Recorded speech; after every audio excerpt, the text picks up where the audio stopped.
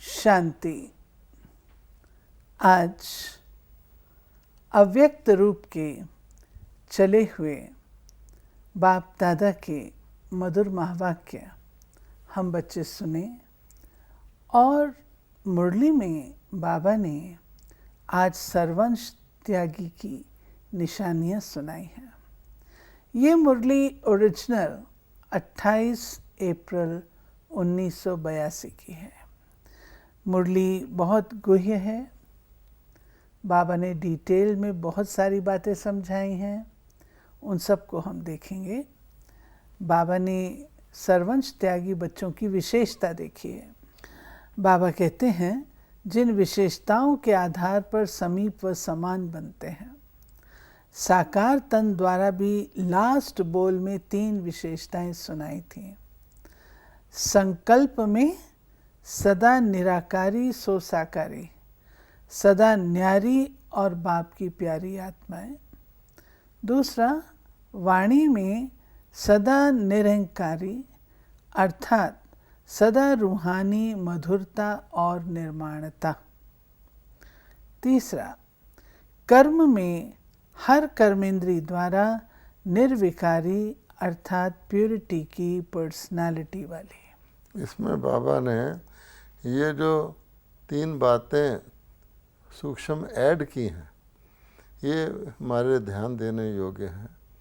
बाबा ने जो अंतिम शब्द उच्चारे थे वो थे निराकारी, अहंकारी, निर्विकारी। अच्छा, हम समझते थे कि निराकार लोक परम धाम में निराकारी और सूक्ष्म वतन में तो हमें कोई अहंकार होता है और इस दुनिया में निर्विकारी। आज बाबा ने उसको 3 शब्दों से उसका महत्व इतना गहरा बता दिया है। मनसा में निराकारी, क्योंकि मन से सब बातें शुरू होती हैं, बर्थ प्लेस है, अर्थात न्यारे और प्यारे। और फिर वाचा में हमने कभी नहीं सोचा था कि निरहंकारी को बाबा ने वाचा में लिंक किया। वाचा में अगर हमारे बोल के अंदर निर्माणता है, मधुरता है, तो सारा ज्ञान स्पष्ट होता है। अगर हमारे बोल में निर्माणता, मधुरता नहीं है, उसमें कुछ फर्क है, तो हम वो वाचा में निरहंकारी नहीं है। मनसा में अगर निराकारी नहीं है, वाचा में निरहंकारी नहीं है, तो कर्मना का क्या हाल होगा। फिर बाबा ने कहा कर्मना में, क्योंकि फुल टाइम तो हम कर्मना में ज़्यादा शरीरधारी हैं, उसमें निर्विकारी। और उसकी भी बाबा ने आज बहुत अच्छी डेफिनेशन दी है कि यानी प्योरिटी, अहंकार आ गया तो प्योरिटी गई, और निराकारी नहीं बने तो भी प्योरिटी गई। तो हर एक का बताया है कि मनसा में न्यारा और प्यारा, ये प्योरिटी है। वाचा में मधुर और नम्र, ये प्योरिटी है। कर्मणा में भी अगर हर इंद्रिय निर्विकारी है, तब तुम्हारी प्योरिटी की पर्सनैलिटी है। वरना आज की दुनिया में क्या हो रहा है, किसी को कोई कला आ गई, वो समझता मैं गीतकार हूँ, ये उसकी पर्सनैलिटी बन गई। किसी को कोई पद मिल गया, ये उसकी पर्सनैलिटी बन गई। या कोट पैंट पहन लिया तो समझते ये मेरी पर्सनैलिटी है। तो बाबा कहता है कि बहुत गहरी बात है। निर्विकारिता, वो भी हर इंद्रिय की, ये हमारी पर्सनैलिटी है। बाबा कहते हैं हर कर्मेंद्री द्वारा महादानी व वरदानी, मस्तक द्वारा। अब इसमें खास शब्द नोट करने का है कि हमें केवल प्योर नहीं बनना। प्योर वही है जो हर इंद्रिय द्वारा महादानी बना हुआ। अगर आप महादानी नहीं हैं, इंद्रियों द्वारा दान नहीं कर रहे, तब भी आप समझ लीजिए कि अपना स्वार्थ सिद्ध कर रहे हैं, मैं बनूं, कुछ ले रहे हैं, वो प्योरिटी धारण कर ही नहीं सकते। तो ये 2 शब्द बड़े इंपॉर्टेंट है, हर इंद्रिय द्वारा महादानी और वरदानी। मस्तक द्वारा सर्व को स्वस्वरूप की स्मृति दिलाने के वरदानी व महादानी। नैनों से रूहानी दृष्टि द्वारा सर्व को स्वदेश अर्थात मुक्ति धाम और स्वराज अर्थात जीवन मुक्ति, अपने राज्य का दर्शन कराना। अब बाबा कहता है आपको बोलना ना पड़े। जैसे हम देवी देवताओं की मूर्तियां भी मंदिर में जाके देखते हैं, तो उनकी आंखें भी कुछ कह रही हैं, उनका मस्तिष्क भी कुछ कह रहा है, उनकी मुस्कुराहट भी कुछ कह रही है, उनके हाथ भी कुछ कह रहे हैं, हालांकि वो बोलती नहीं, वो तो हमारे स्वरूप हैं, वो भी कलयुगी आर्टिस्टों के बनाए हुए हैं। तो बाबा कहते हैं अगर तुम स्वयं स्मृति स्वरूप रहोगे, आपकी आत्मा मस्तिष्क में निवास करती है, तो दूसरे को आप ही स्मृति स्वरूप आएगा, आईना दिखेगा। फिर आँखों से बाबा कहते हैं जैसे तुम मुक्ति, जीवन मुक्ति कहता है बाबा, एक आँख में सदा मुक्ति रखो, दूसरी में जीवन मुक्ति रखो। अगर हम वो लक्ष्य रखेंगे तब किसी को दृष्टि देंगे तो उसको अपना घर और अपना स्वर्ग याद आएगा। फिर बाबा कहते हैं ऐसा अनुभव कराने का वरदान देना, ये देना है अब। हाँ, जो आत्माएं महसूस करें यही हमारा असली घर और राज्य है। घर का रास्ता, राज्य पाने का रास्ता मिल गया। मुख द्वारा रचयिता और रचना के विस्तार को स्पष्ट जान, स्वयं को रचयिता की पहली रचना श्रेष्ठ ब्राह्मण सो देवता बनने का वरदान पाले। यानी मुख से हम ज्ञान देते हैं, लेकिन वो कौन सा, पहले हमें इतना सम्मान हो, नशा हो कि हम आत्माएं रचता की पहली रचना है, यानी आधार मूर्त है, उद्धार मूर्त है। उस स्थिति में रहेंगे तो किसी को सुनाएंगे, उसको भी वो फीलिंग आएगी। हस्तों द्वारा सदा सहज योगी, कर्म योगी बनने के वरदान देने वाले, श्रेष्ठ कर्मधारी, श्रेष्ठ फल प्राप्त करने के वरदानी बनाने वाले। अब देखिए, हाथ से व्यक्ति कर्म करता है ना, तो हमारे कुछ भी हम कर रहे हैं हस्तों के द्वारा, वो कर्म योगी फील हो, कर्म सिर्फ फील ना हो। तो कर्म योगी जो होगा वो दूसरे को भी उसी तरह की फीलिंग दिलाएगा कि मेरा कर्म भी योग है। चरण कमल द्वारा हर कदम फॉलो फादर का, हर कदम में पद्मों की कमाई जमा करने के वरदानी। ये जो कहते हैं ना कदम में पदम, तो कहाँ, ऐसे थोड़ी ट्रेनिंग सेंटर से भंडारे की तरफ जा रहे हैं तो आपके कदम में पदम हो जाएगा। बाबा कहता है कि बाबा को फॉलो करें बुद्धि से, तब आपके कदमों में पद्मों की कमाई होगी, और दूसरे को भी वो वरदान दे ताकि वो भी कर सके। हर बात में बाबा ने अपने लिए कुछ नहीं कहा, दानी वरदानी। अगर ये दूसरे को देंगे तो आपके पास है तो भी तो देंगे ना। सर्वंश त्यागी आत्मा किसी भी विकार के अंश के भी वशीभूत हो कोई कर्म नहीं करेगी। मैं ही यथार्थ हूँ व राइट हूँ, ऐसे अपने को सिद्ध करने के रॉयल भाषा के शब्द भी बहुत है। अपनी कमजोरी छिपाकर दूसरे की कमजोरी सिद्ध करने व स्पष्ट करने का विस्तार करना, ये भी बड़ी डिक्शनरी है। स्वयं की कमजोरियों के बचाव के लिए मनमत के बोल है, तो मनसा वाचा कर्मणा संबंध संपर्क में सदा विकारों के अंश मात्र से भी परे, इसको कहता है सर्वंश त्यागी, सर्व अंश का त्याग। क्योंकि किसी चीज़ का अंश भी रह गया, जैसे बीमारी का थोड़ा सा अंश भी रह जाए वो फिर फैल जाता है। सर्व अंश त्याग। सर्वंश त्यागी सदा विश्व कल्याणकारी की विशेषता वाले होंगे। सदा दाता का बच्चा दाता बन सर्व को देने की भासना से भरपूर होंगे। ऐसे नहीं कि ये करे व ऐसी परिस्थिति हो, वायुमंडल हो तब मैं ये करूं। दूसरे का सहयोग लेकर के अपने कल्याण के श्रेष्ठ कर्म करने वाले, अर्थात लेकर फिर देने वाले। सहयोग लिया फिर दिया, तो लेना और देना दोनों साथ साथ हुआ। बाबा कहते हैं देने का ही हो। अगर आप श्रेष्ठ कर्म करने के लिए भी किसी के सहयोग पर डिपेंडेंट हो, ये करे तो फिर मेरा हो जाए, बाबा के तो लेना देना हो गया, तो दाता के बच्चे दाता तो नहीं हुए ना, इसलिए तुम्हें सहयोग आप ही मिलेगा। तुम अपना दृष्टिकोण विश्व कल्याणकारी का रखो। ये विश्व कल्याणकारी बाबा ने 100 कल्याणकारी की भेंट में कहा कई ब्राह्मण अंत तक सो कल्याण में ही लगे रहते हैं कि मैं ये धारणा कर लूँ, ये कर लूँ, ये कर लूँ, ऐसा कर लूँ। बाबा कहते हैं विश्व कल्याणकारी नहीं है। दूसरों से ले रहे हैं फिर दे रहे हैं, नहीं लेना नहीं है। विश्व कल्याणकारी देने ही देने वाला। लोग सूरज को भी देवता कहते हैं, क्यों? सूरज देता ही देता है। सागर की पूजा करते हैं, वर्षा की पूजा करते हैं, क्योंकि वो देता ही देता है। तो लेकर देना ये तो कोई बात नहीं हुई ना। सदा दाता बन सर्व को देने की भासना से भरपूर होंगे। बाबा कहते सदा स्वयं को कल्याण अर्थ जिम्मेवार आत्मा समझ हर बात में सहयोग व शक्ति के महादान व वरदान देने का संकल्प करेंगे। ये हो तो ये करें नहीं। कोई कहने से कोई सेवा कर ले नहीं, ये कहे ये मेरी ड्यूटी नहीं है। बाबा कहता है जुम्मे, जैसे आप वारसी में मान लो मैं रहता हूँ, मैं किसी को कोई काम कहूँ, वो कहे जी ये मेरी ड्यूटी नहीं है, मैंने तो छोड़ दी, फलाना कर रहा है, तो देने का भाव तो नहीं रहा ना।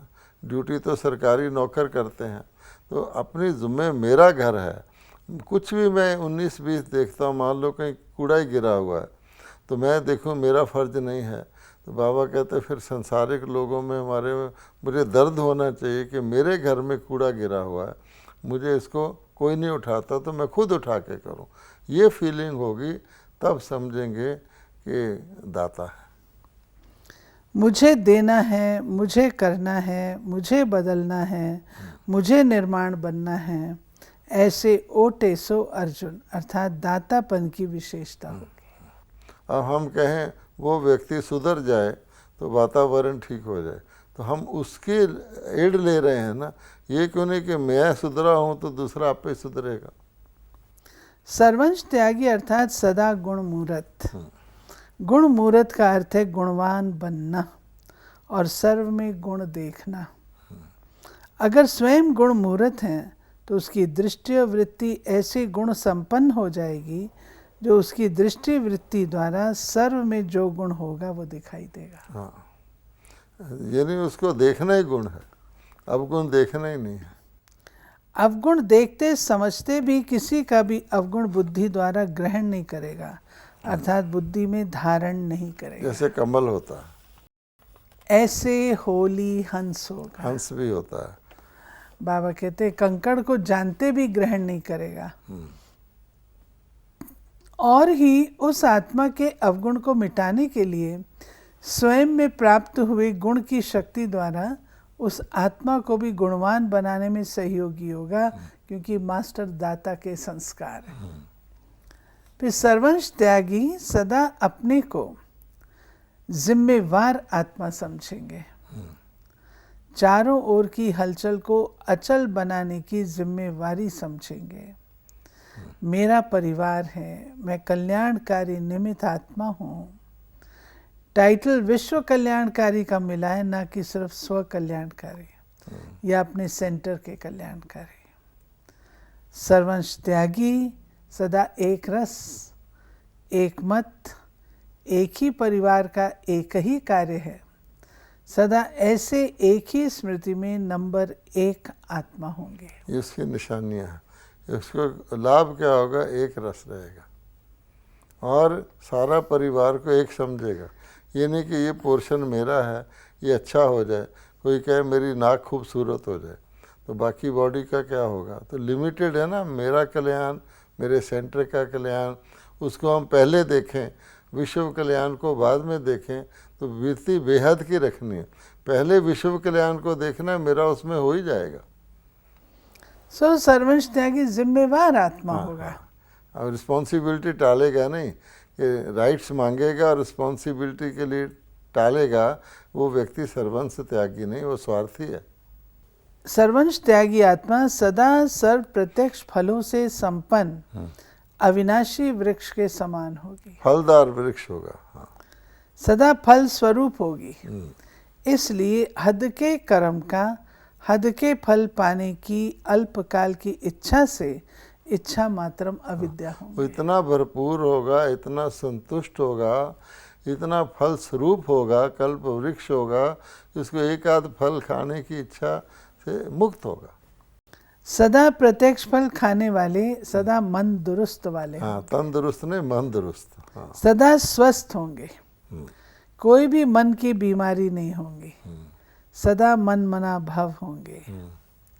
बाबा कहते अब अपने आप से पूछो मैं कौन सा त्यागी हूँ। हाँ, फीलिंग आ गई, किसी ने कुछ कह दिया, कहाँ तक पहुँचे हैं, हाँ, सीढ़ी बता रहा बाबा, कितनी पौड़ियाँ चढ़ करके बाप समान की मंजिल पर पहुँचे हैं।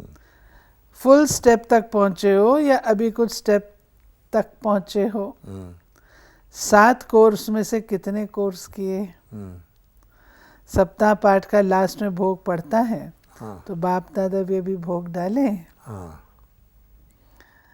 बाप दादा तो महाभोग करेंगे। हाँ, फिर बाबा तो महाभोग करेगा ना। हाँ। अभी स्वयं को सदा प्रत्यक्ष फल स्वरूप बनाकर समर्पण करो, तब महाभोग होगा। बाबा कहते हैं जो तुम भोग लगाते हो, सेब का भोग लगा दिया, ये महाभोग लगाओ। बाबा कहता है कि फल स्वरूप, बाबा के आगे फल रखते हैं ना भोग में, ये फल स्वरूप बाबा चाहता है। एक बारी भोग पड़ जाए फिर भोग लगाने की जरूरत ना पड़े। अपने आप को संपन्न बनाकर ऑफर करो। हाँ। सिर्फ स्थूल भोग की ऑफर नहीं करो। हाँ। संपन्न आत्मा बन स्वयं को ऑफर करो। समझा, बाकी क्या करना है। फिर बाबा ने कहा है क्योंकि सीज़न का ये लास्ट है तो आने जाने के साधनों में तकलीफ भी लेते हो, लेकिन उड़ती कला में जाने के लिए कोई मेहनत नहीं है। जो हद की डालियां बनाकर डालियों को पकड़कर बैठ गए हो, अभी हे उड़ते पंछी डालियों को छोड़ो। यानी बाबा कहता है खुद डाली पर बैठे हैं और कह रहे हैं डाली मुझे नहीं छोड़ रही। तो हद की डालियों को छोड़ोगे तुम तो उड़ते पंछी हो। कोई दुनिया में तो शारीरिक मिलन करोगे तो आने जाने में भी सफ़र में सफ़र करोगे, ये तो उड़ती कला है। मतलब सोने की डाली को भी छोड़ो। हाँ। सीता को सोने के हिरण नहीं शोक वाटिका में भेजा, पहुँचा दिया, देखो। हाँ। फिर बाबा कहते हैं ये मेरा मेरा है, मेरा नाम, मेरा मान, मेरा शान, मेरा सेंटर, ये सब सोने की डालियाँ हैं। बेहद का अधिकार छोड़ हद के अधिकार लेने में आ जाते हो। मेरा अधिकार ये है, ये मेरा काम है, इन सब से उड़ते पंछी बनो। तोते तो नहीं हो ना। हाँ। जो चिल्लाते रहो कि छुड़ाओ। हाँ। छोड़ते खुद नहीं और चिल्लाते हैं कि छुड़ाओ। छुड़ाओ। हाँ। ऐसे तोते नहीं बनना, छोड़ो और उड़ो। छोड़ेंगे तो छूटेंगे। बाप दादा ने पंख दे दिए हैं, पंखों का काम है उड़ना व बैठना। हाँ। तो उड़ते पंछी बनो, अर्थात उड़ती कला में सदा उड़ते रहो। इसको कहता है सीजन का फल देना। देखो बाबा ने कितना गहराई से और बड़े प्यार से भोग का भी अर्थ समझाया। और बंधे हुए खुद हैं, मेरा कहा तो लिमिट में आ गए। अपनी बुद्धि को बेहद रखो। याद प्यार जो बाबा ने दी है, ऐसे सदा प्रत्यक्ष फल संपन्न संपूर्ण श्रेष्ठ आत्माएं, सदा बाप समान निराकारी, निरंकारी, निर्विकारी, सदा हर कर्म में विकारों के कोई भी अंश को स्पर्श न करने वाले, ऐसे सर्व अंश त्यागी, सदा उड़ती कला में उड़ने वाले उड़ते पंछी, ऐसे बाप समान श्रेष्ठ आत्माओं को बाप दादा का याद प्यार और नमस्ते। अब बाबा ने देखिए इसमें क्या खास बात कही है। सर्वंश त्यागी हम कहते हैं ना, बाबा ने इसको तोड़ के बताया है सर्व अंश त्यागी। यानी जितने भी अंश मात्र हैं जिनका त्याग हमने नहीं, हम समझते हैं हमने तो बहुत त्याग कर दिया, लेकिन हमेशा जो अंश होता है वो खतरनाक होता है। डॉक्टर लोग भी कहते हैं 5 दिन का कोर्स करो, कोई बीमारी होती है, आप देखेंगे 3 दिन में बीमारी लगभग दूर हो जाएगी। तो लोग कहेंगे अब 2 दिन और क्या दवाई खानी है। लेकिन अगर दवाई नहीं खाएंगे 2 दिन तो वो जो अंश है, छोटा छोटा जर्म है, वो जर्मिनेट हो जाएगा, फिर फैल जाएगा। इसलिए बाबा ने कहा सर्वंश, मोटे रूप में हम कहते हैं सर्वंश मैंने क्या हुआ कि भाई अपना लौकिक को त्याग दिया, अपना धन वगैरह को त्याग दिया, संसार से अलग हो गए। नहीं, बाबा क्रोध को त्याग दिया, मोटे रूप में क्रोध को त्याग दिया, लेकिन अंदर जो है गुस्सा रहा, अंदर मूड बदलने का रहा, असर आ गया, फीलिंग आ गई। क्रोध तो त्याग दिया, मुंह से कुछ नहीं बोला, जा कर के कमरे में जाके फीलिंग में लेट गए, भोजन भी नहीं कर रहे, वो क्या है ना, मन मिटाव कर लिया, मतभेद कर लिया, ये भी क्रोध है। किसी को इनडायरेक्टली उसको सम्मान नहीं दिया जो उसको मिलना चाहिए, ये भी क्रोध है। घृणा भी क्रोध है। तब बाबा के छोटे छोटे अंश अगर त्याग नहीं किए, मोटे रूप का त्याग तो सन्यासी भी कर लेते हैं, कोई भी कर लेता है, लेकिन वो जो त्याग है तब सर्व अंश, हर कोई भी अंश ना बचे त्याग का, उसको कहा कि अपने लिए भी नहीं, विश्व कल्याणकारी बनो, दाता बनो, वरदानी बनो, महादानी, तब तुम त्यागी हो। अगर मैंने अपने आप को शुद्ध कर भी लिया तो मैंने किया ना, उसको यूज़ किस में लाया, फल स्वरूप बनो। फल ढूंढना भी, फल की इच्छा रखना भी सर्वंश त्याग नहीं है। फल स्वरूप बन के अपने को ऑफर करना। बाबा कहता है कि मुझे वो भोग नहीं चाहिए जो तुम सेब ला के रख देते हो, वो तो एक सम्मान है, लेकिन अपने आप को फल स्वरूप बना के, फलदायक बना के मेरे को ऑफर करोगे, तब मैं महाभोग स्वीकार करूँगा। बाबा ने मास्टर सर्वशक्तिवान की स्थिति बताई है कि जैसे सूर्य का काम है किचड़े को भस्म करना, अंधकार को मिटाना, रोशनी देना, इस रीति मास्टर ज्ञान सूर्य अर्थात व्यर्थ किचड़े को समाप्त करने वाले अर्थात अंधकार को मिटाने वाले हैं। विश्व परिवर्तक बनने के पहले सेवा केंद्र के वातावरण को परिवर्तन कर पावरफुल वायुमंडल बनाओ। हम कहें कि औरों को नसीहत, खुद मियाँ वसीयत कहते हैं ना, कि दुनिया का कल्याण करने चल रहे हैं, लेकिन अपने सेवा केंद्र के 3-4 के बीच में भी मतभेद है, तो वो कोई कल्याणकारी नहीं गिना जा सकता। बाबा कहता है पहले तो अपने को चेंज करो, अपने अंदर देखो कि मैं दूसरों से प्रभावित तो नहीं होता, और प्रभावित होकर अपना मूड तो नहीं बदलता। फिर बाबा कहता अपने साथी तुम्हारे हर साथ रहे, पूरे सहयोगी रहें, उनके अंदर ये ना हो कि भाई आपके एक वजह से वो तो दूर दूर रहने की कोशिश करें, फुल अपनी दें, तब हम समझेंगे कि आगे बढ़ो, फिर तुम विश्व कल्याण कर सकते हो। फिर बाबा ने युगलों से जो बात की है, निमित्त लौकिक संबंध लेकिन स्मृति में अलौकिक और पारलौकिक संबंध रहे। सदा कमल आसन पर विराजमान रहो, कभी भी पानी व कीचड़ की बूंद स्पर्श न करे। कितनी भी आत्माओं के संपर्क में आते सदा न्यारे और प्यारे रहो। सेवा के अर्थ संपर्क है, देह का संबंध नहीं, सेवा का संबंध है। प्रवृत्ति में संबंध के कारण नहीं रहे हो, सेवा के कारण रहे। किसी संबंध और संपर्क को बाबा ने स्पष्ट किया है कि संपर्क है किसी के साथ, सेवा के अर्थ है, और संबंध भी जो है सेवा के अर्थ है। क्योंकि संबंध और संपर्क अगर लौकिकता का है, पर पुराना है, सेवा अर्थ नहीं है, तो बंधन है। मैंने कहा घर नहीं, वो सेवा स्थान है। अपने घर को भी सेवा स्थान समझने से सदा सेवा की स्मृति रहेगी। वरदान है, विकारों रूपी सांपों को गले की माला बना देने वाले सच्चे तपस्वी भाव। आप योगी तपस्वी आत्माओं के लिए ये सांप गले की माला बन जाते हैं। इसलिए आप ब्राह्मणों के और ब्रह्मा बाप के अशरीरी तपस्वी शंकर स्वरूप के यादगार में सांपों की माला गले में दिखाते हैं। अब बाबा ने कहा आप ब्राह्मणों और ब्रह्मा के तपस्वी स्वरूप, जब हमारी फाइनल तपस्वी स्वरूप होता है तो सांप भी गले का हार बन जाते हैं। हमारे भारत में जितनी भी कथाएं, उसमें बहुत जगह सांपों का वर्णन आता है। श्री कृष्ण जी को सांप ने छत्र छाया की, जमुना पार हो गया। पहले कहते हैं सांप ने डसा और वो काला हो गया, फिर कहते हैं उसी सांप ने, विजय की निशानी है ना, शाम बन गया सांप के डसने से, और सुंदर बन गया सांप के विजय पाने से। फिर विष्णु को भी सांप की शैया पे बैठा हुआ दिखाते हैं, शंकर के गले में सांप की माला। तो भाव कहता है ये 5 सिर वाला सांप विकार है, विकारों को जीतने से ये तुम्हारे सेवादारी बन जाएगा। सांप आपके लिए खुशी में नाचने की स्टेज बन जाते हैं। ये अधीनता की निशानी दिखाई है। स्थिति ही स्टेज है, तो जब विकारों पर इतनी विजय हो तब कहेंगे सच्चे तपस्वी।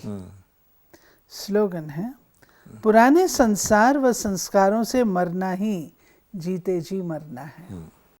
ये थी प्यारे बाबा की आज अव्यक्त रूप की चली हुई मुरली से बाबा ने हम बच्चों को निराकारी, निरंकारी, निर्विकारी इन शब्दों को लेकर के बाबा ने कितने विस्तार से और कितनी गहराई से सर्वंश त्याग की बात बताई है। बाबा के फुटस्टेप्स पर चलते हमको ये चेक करना है कि हमने आज दिन तक कितने पाठ त्याग के पढ़ लिए। ओम शांति।